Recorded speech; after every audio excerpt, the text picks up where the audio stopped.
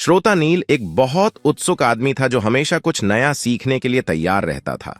उसका समय बहुत कीमती था, लेकिन उसने कभी भी अपने शौक को छोड़ने का नाम नहीं लिया। हर मिनट व्यस्त रहने के बावजूद उसने एक जादुई कहानी सुनी जो उसके जीवन को हमेशा के लिए बदल देने वाली थी। वह कहानी एक पुराने राजा और उसके युवराज के बारे में थी जो एक जादुई मंत्र का मालिक थे। राजा ने युवराज को एक अनोखे जादू से संपन्न किया था जो हर चीज को आत्मसमर्पण से करने की क्षमता प्रदान करता था। राजा ने यह सीखने के लिए युवराज से कहा, तुम्हें यह जादू सीखना है, लेकिन ध्यान रखो, इसे सही समय पर और सही जगह पर ही इस्तेमाल करना होगा। युवराज ने राजा के आदेश का पालन करते हुए जादू सीखा और बहुत समय बाद वह महाराष्ट्र के एक गांव में पहुंचा जहां उसने एक व्यापारी की दुकान को देखा। युवराज ने देखा कि व्यापारी बहुत ही व्यस्त है और उसके पास समय नहीं है, लेकिन उसने जादू से दुकान को सजीव करने की क्षमता प्रदान की। व्यापारी को पहले तो हैरानी हुई, लेकिन फिर उसने युवराज की कला को स्वीकार किया।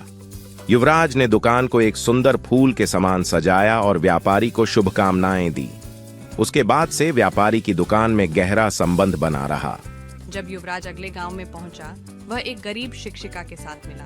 उसने देखा कि शिक्षिका हर दिन बच्चों को पढ़ाई कराने में अपना समय बिता रही थी, लेकिन उसकी शिक्षा का स्तर बहुत कम था। युवराज ने उसकी समस्या को समझते हुए अपनी जादू से उसकी शिक्षा को बेहतर बनाने का प्रयास किया। वह नए शिक्षा साधनों को लाकर शिक्षिका की मदद करता रहा और इससे गांव के बच्चों की शिक्षा में सुधार हुआ।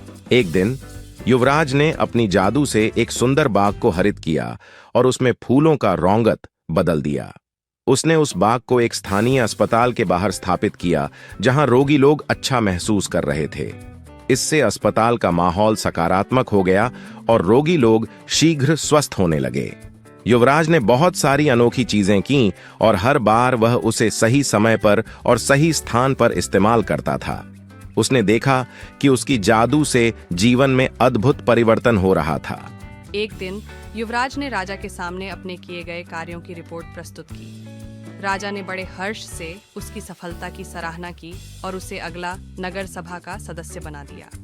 युवराज ने अपनी जादू से नगर को और भी सुंदर बना दिया और लोगों के दिलों में आत्मविश्वास और सामूहिक साझेदारी की भावना को बढ़ावा दिया। इस कहानी से हमें यह सीखने को मिलता है कि श्रम, समर्पण और सही समय पर उपयोग की शक्ति से कोई भी कठिनाई आसानी से पार की जा सकती है। हमें अपने समय को सही तरीके से प्रबंधित करना चाहिए ताकि हम अपने लक्ष्यों की प्राप्ति